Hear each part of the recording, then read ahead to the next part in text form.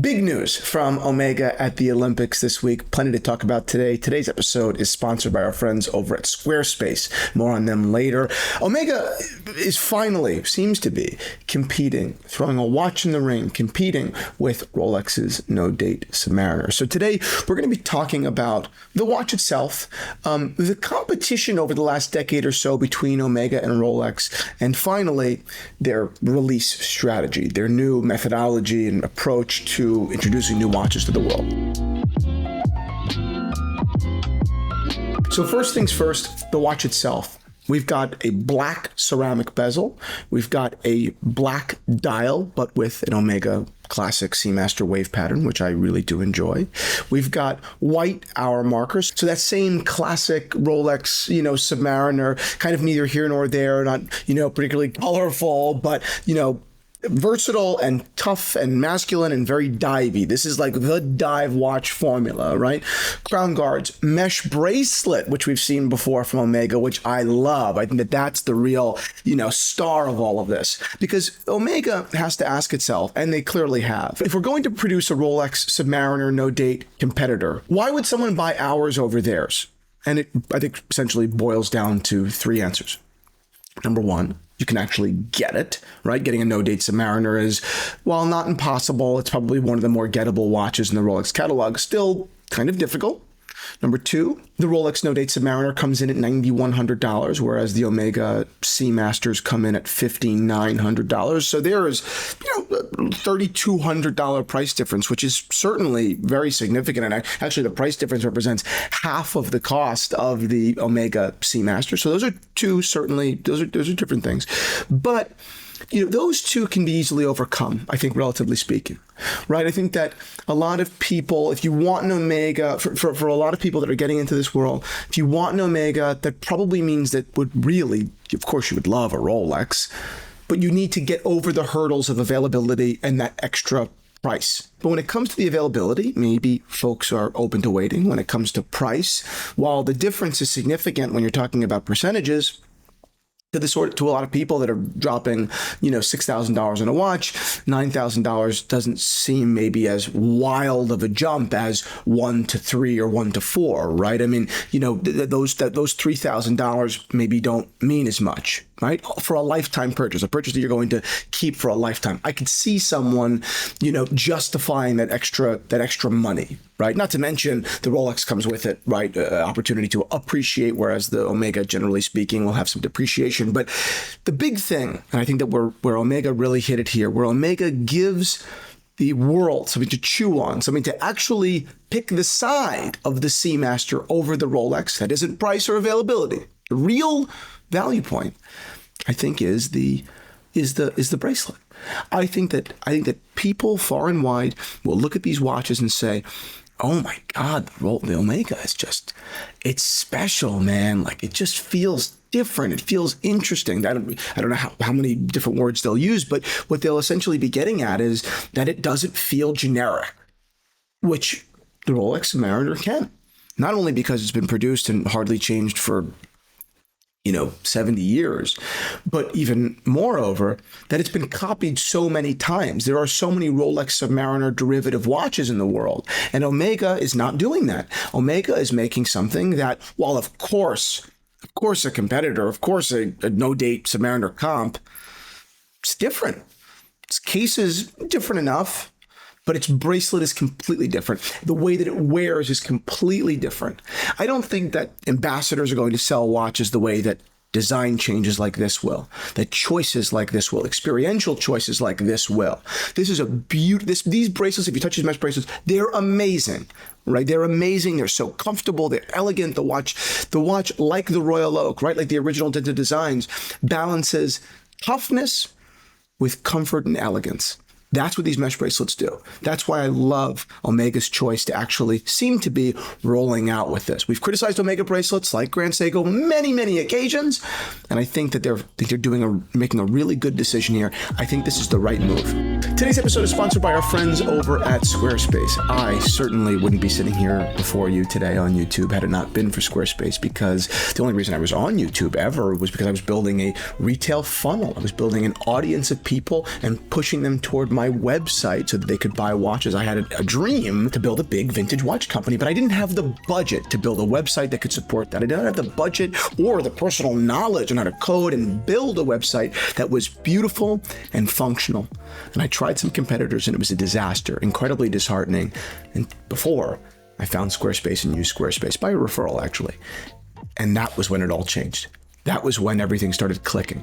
I started using their templates, and their portfolio of templates, website templates, are incredible. They're vast and they're all fantastic. There's absolutely a template out there that has been basically, what you've been dreaming of, right? Something that's beautiful, and then on the back end, hyper functional. Basically customizable. Through their Fluid Engine system, you're allowed to drag and drop through. All their tools are amazing. Through their client invoicing systems, which they didn't even have when I started 10 years ago. It's a partner. Squarespace is a multifaceted partner for your online business. Their AI tools, their SEO tools, it's amazing. And I think maybe most of all, even the shopping experience, their flexible payments, they accept not only all payments, but also the ability to integrate with PayPal, the ability to integrate with Afterpay so that your clients can pay as they go and pay at their pace in which they choose. I couldn't possibly recommend Squarespace more, not only if you're starting a website now, but if you've got a website, you've got a business. Spend 20 minutes, make a Squarespace account, and just poke around. Costs you nothing to poke around. Take a look, and I'm telling you, the world of opportunity that's out there is unbelievable. Head on over to squarespace.com/Theo Harris and get 10% off your first website or domain. We'll talk about the competition between, over the last 10 years, or the last decade, Omega and Rolex. If you go back about 10 years ago, Omega went under a big change of leadership or of direction. Omega about 10 years ago, 10, 12 years ago, decided that they were going to embark on a journey up market. Okay, that they were going to invest significantly in the development of technology, of marketing, of so much. Omega was embarking on their journey upstream and toward Rolex, toward being a Rolex competitor as opposed to, let's say, a Tudor competitor. I love Tudor. I love Tudor. But Omega does not want to be said in the same breath as Tudor. Omega wants to be, even if priced closer to Tudor than to Rolex, Omega wants to be more closely associated with the prestige of the Rolex brand. When I found that out about 10 years ago as a hobbyist, before I had this company, before I was a voice in this industry, I thought it was really interesting. I didn't really understand that brands could do that. I had a very sophomoric understanding of how brands were built and how they pivoted and how they made decisions. I just didn't understand any of it, right? So I was like, what do you mean they're changing their whole model? They're so old. They're changing now? Didn't make any sense to me, right? But over the last 10, 12 years, it's really been a pleasure to see all of their hard work, right, bear fruit. So Omega has done a fantastic job at it without gouging on price. Prices have increased, no doubt, but Omega still represents a lot of value while being a luxury watch. I would buy an Omega. I would recommend an Omega over a Rolex to people all the time, and I do, right? A lot of time for the two reasons that I just stated before, availability and price. Do I practice that in my collecting? Not really. I generally answer those objections with the answers that I gave before, right? If I'm going to spend 7, I'll spend 11. Or if I'm not 11, but I'm going to spend 6, I'll spend 9, right? I know it sounds silly, but I'd rather wait the extra 6, 8 months, a year and a half, however long I need to justify that extra cost. I often do that as opposed to buying the less expensive item. But I'm also deeply, deeply invested in watches. There are many people that I talk to all the time that are not deeply invested in this hobby, that just really like it and they want a great watch. And I tell them, if you just really want a fantastic watch, you can work for the rest of your life and pass down to your kids and you want it to be a great piece, save the $3,000. Screw that. Don't compete. What are you going to go compete with the other jerk at your accounting firm? Come on, get over it. But buy the Omega, right? That's how I feel, right? Unless the Rolex is important to you, unless you have a story on why you want to carry on a tradition of Rolex in your family, like me with my GMT and my dad, right? Fine. Getting off on a rant here. Last portion of this conversation, the release plan. Omega's been working obviously very closely with Daniel Craig for quite a long time. They've made special editions for his Bond films. In their last Bond film, No Time to Die, not only did he do premieres, which I was lucky enough to be at, but he also actually integrated the watch deeply into the film. There was not only a lot of screen time for the watch, but the watch was actually referenced on multiple occasions. There was a deep, deep relationship between Omega and that film. in the past as well, but this time it was really glaringly obvious. And what Omega has started doing, first with Daniel Craig, but now also at the Olympics, is putting out unreleased watches on the wrist of their ambassadors, of their maybe prized ambassadors, and flirting those watches out in the public, knowing the media will pick them up, knowing even more so that they'll pick them up because Omega will also feed the journals all the specs on the watches. Like Omega, Omega is providing images. They're playing a cat and mouse. They're not actually trying to hide the watch. They're being playful. They're being playful. And I really like it. I think it's kind of nice. I think that the watch fairs are nice and that Watches and Wonders is nice. I think this is kind of more fun. It's kind of more fun to every couple of months you open up your computer and some account is zooming really, really, really closely in on a photo and being like, that's not in the current production catalog. Like that text is different, or that font is different, or I don't think that that's white gold and that's stainless steel for these reasons. And that's what they did with the Speedmaster not so long ago with the white Speedmaster release. And I like that stuff. I think that's really, really fun. It's kind of like I Spy. It's like a game. And I think that watches are a bit of a game. They're a hobby. They're a toy. They're kind of a game. And Omega is bringing in this playfulness to their release strategy that I think is really, really welcome. They just also did it with their Aquaterra 150 meters titanium, which they launched with a Swedish pole vaulting partner, friend of Omega, they call it. His name is Mando Duplantis. He won gold, breaking 2 world records. The first, the world record, and then second, his own world record that he just set. Really, really cool, wearing this really neat Omega Aquaterra in titanium. Really cool design. I really, really like it. It has the colors of Sweden and everything. That shows like a real activation of the partnership, which I really appreciate. Of course, it's a $50,000 Omega Aquaterra. I don't know how many people will be wearing those. I don't know who will be buying those. Probably not too many. But still, on a marketing level, this is smart. Right? Really, you're not just this is the antithesis of what I've criticized so many times, putting the watch on the wrist of some celebrity at the Golden Globes. I just don't care about that. And not only do I not care about it as a consumer, I ask people. I'm always talking, and I always want to learn from, people that are just consumers as well, that are different than me, different than I am.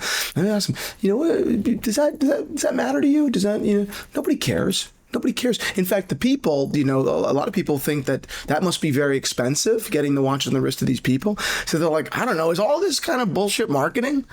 And I have to kind of explain, no, a lot of that is just, they call them friends of Omega, and a lot of them they actually don't get paid, and there's other things going on, and I don't think there's any value in that.